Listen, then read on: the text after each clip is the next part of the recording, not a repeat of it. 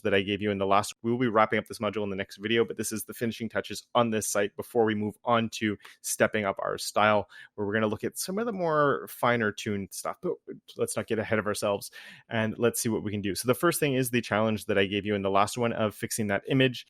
I'm going to come and put it all the way up with my other image class, my image style. It could probably come into layout here as well, because this is all layout related stuff. The reason my other ones were article related, but this one technically could be used anywhere. It could be used inside an article. If I ran into another post where maybe there is no sidebar and it's just this full image that takes up the full size, then it would work there too.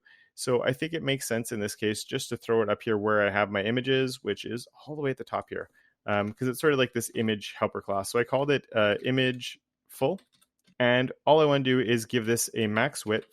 Not a max width. I said to give it a max height. I'm going to give it 300 pixels.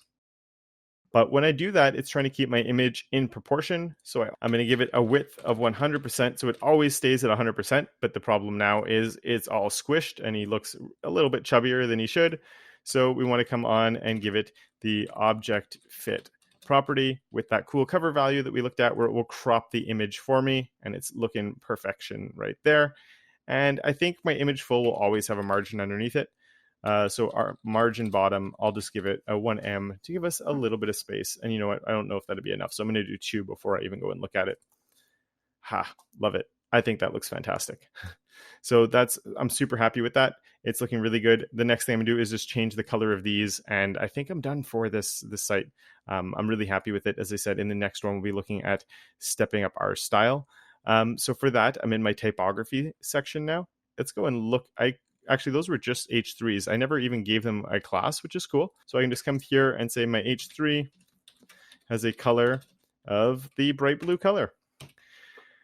Now I did group that with here. I could break the color out of here and apply it, but then I'm being a little bit lazy with my CSS now. We're defining 2 different colors, and it's just always the second one that's going to win. I just don't feel like making another selector for it, to be honest with you, and I don't mind overwriting things a little bit. It's easier than breaking this out, having my H1, my H2 have all of H3 have all of it, and then another H1, H2 that just has the color. I'm just going to put it like this, where I'm overwriting that a little bit, because it's going to work and my colors are there. Oh no, my goodness, look, it changed these ones as well. That's not good. So we can go and fix that just really fast. As I said, we're wrapping up right now. So I'd want to come down to here, and those are my widget recent post title. So we want to grab that, paste it in there, and change the color of those color to the dark blue. And with that, that is looking awesome. We have the darker titles back to there. I'm going to remove that because it's driving me absolutely bananas. And we got one last thing that we need to take a look at. And that one last thing we need to do, it has to do with our navigation. Can you think of what it is? Will I try and find this mistake here?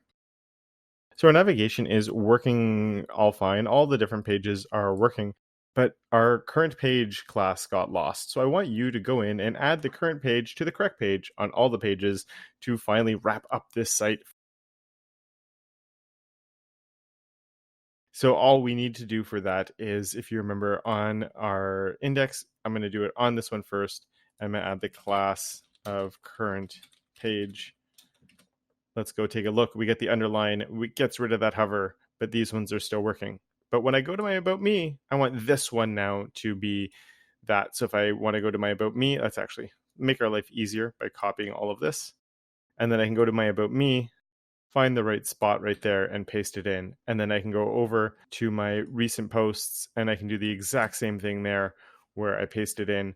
So we're saying what page we're currently on. And now when we go and look, all of the pages get that nice little underline on it to indicate what page we're on while we're navigating around. And with that, we are done. We have wrapped up this site. Everything is looking really, really good. I'm really happy with how it turned out. I really hope you are too. We covered a lot throughout this module. So in the next video, we're going to do a wrap up of all the different things we've covered and where we go.